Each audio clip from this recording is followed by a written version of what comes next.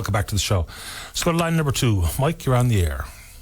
Hey, good morning, Paddy. I'm on a very positive note here this morning, Paddy, and which is not always the case with me, but there's 2 congratulations got to go out. I want to congratulate Brenda and Amanda and Jennifer, members of Protect NL, for getting unlawfully arrested on Friday. I want to congratulate them on that, and I also want to congratulate them on when the charges are dropped because of unlawful arrest. Mike, what was the charges? Obstruction of justice.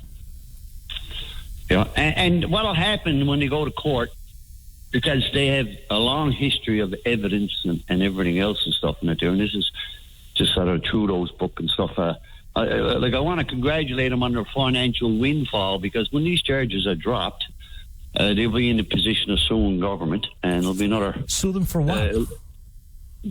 For unlawful arrest.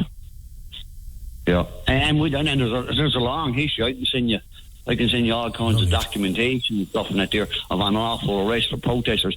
What they've done is 18 months of evidence, 18 months of trying to get a hold of the Liberal government, 18 months of emails and phone calls, 18 months of correspondence, and not only that, they had contacted the Confederation building, and Brenda's a bit more straight and narrow than I am, and they contacted them, let them know that they were going to be there for a peaceful protest, and that's exactly what they had, was a peaceful protest.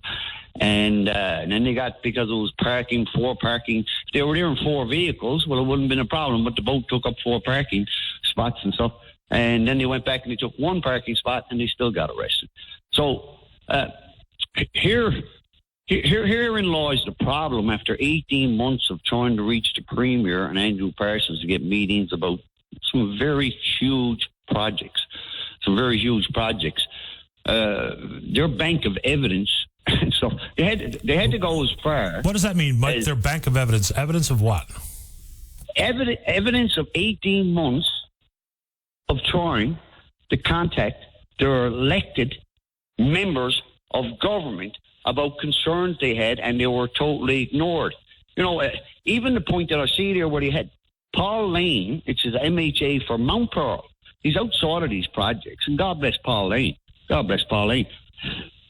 They had 3,500 names that they worked feverishly for, and 3,500 people stepped up to the plate, and they got concerns, and there was probably, 35,000 and never got signed a petition. But Paul Lane should have never had to present that petition in House of Assembly. Andrew Fury should have come out and took it out of their hands, because he's the leader of this province.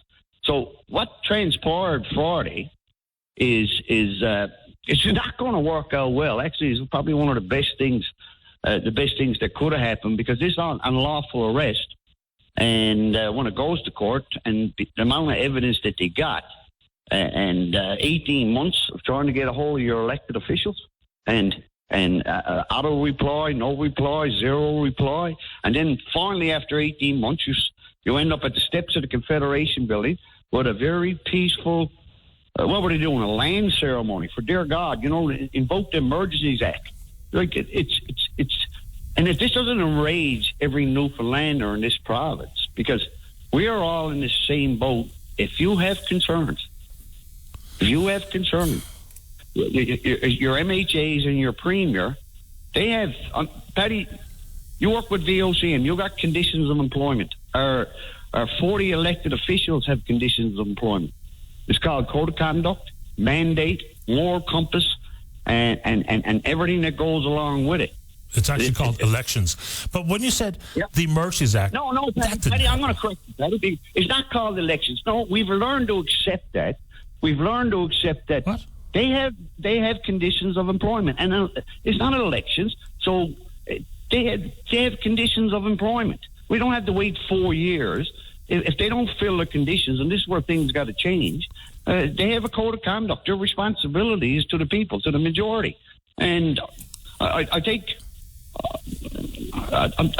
disrespect in that sense, and that we got to wait every 4 years, so then the system doesn't change. That's exactly that's not exactly what I said. But so without something like recall legislation or some other actual legislative tactics available to the general public, even if you think that they are terrible people who are making terrible decisions, what exactly do you think could happen to have something, an option beyond the opportunity to vote? What does that mean? What does it look like? Without being, I don't know, Paddy. Myself, I think one Bayman with grade 2 and common sense and morals could run this province, and we could save $5 million of 40 MHAs doing photo shoots. Like, we need someone at the helm to make decisions for Newfoundland, to make to take advantage of our resources, not give it away. You know, and Paddy, just one example of all this and why Tony Wakeham hasn't come out of the woodwork, and we're giving away 1,000 cubic meters of fresh water for $500. That one statement, as much as I could say about these wind energy projects, that one statement is $500 for 1,000 cubic meters of fresh water, where it's traded on the stock market.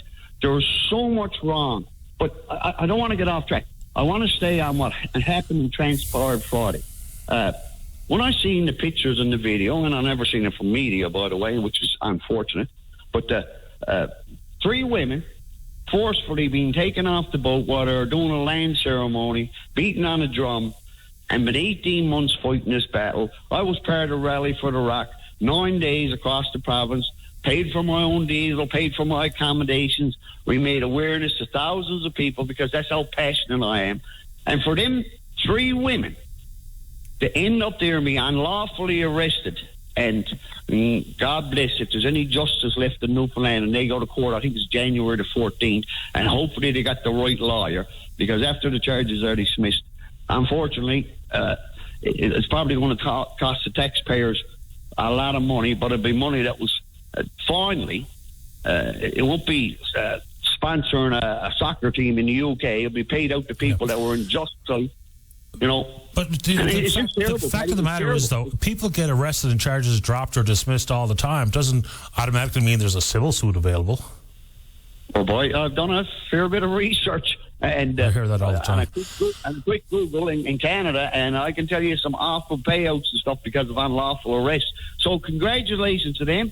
Congratulations to their financial windfall. But Paddy, where do you go to when you're elected MHA and you're premier, and you send these people emails about serious? These are major, huge projects. They're world-breaking. It's never been done.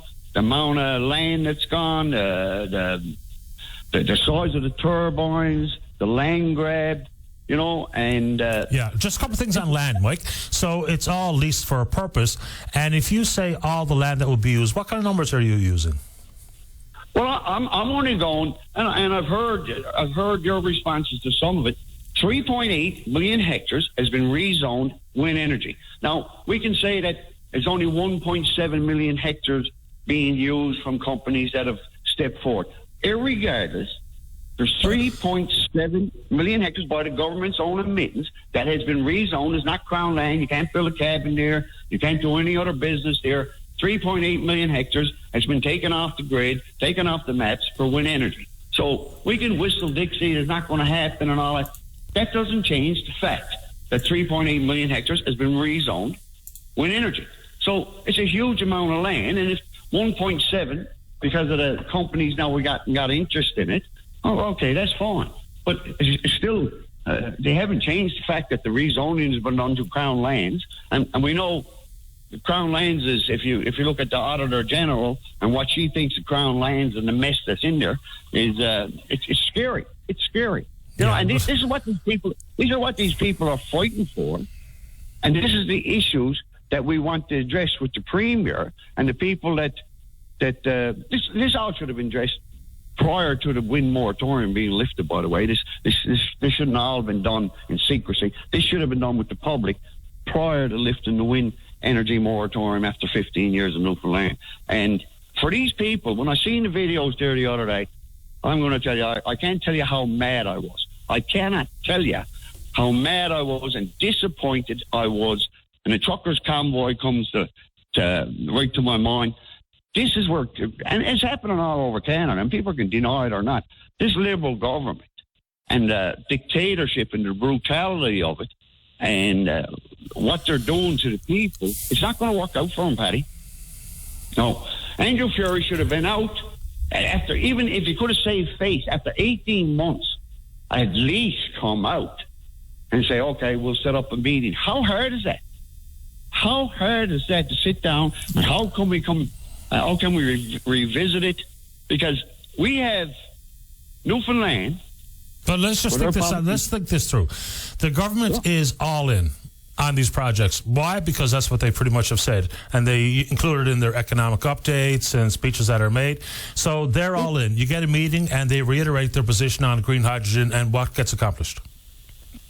Oh, okay. So see, and here is where we've learned to accept.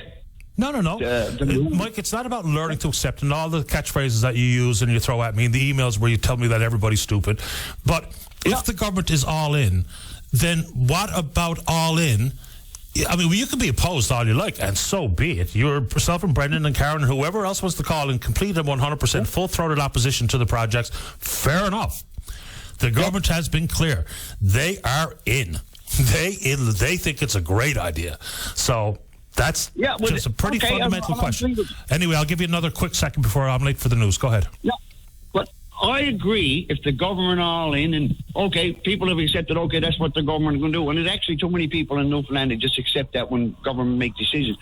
If the public has concerns with the government, we're having enough time to go in that the government is all in and they haven't made mistakes. My God, nobody said they haven't made mistakes. So, Mike, listen, for starters, be very cautious with trying to put words in my mouth.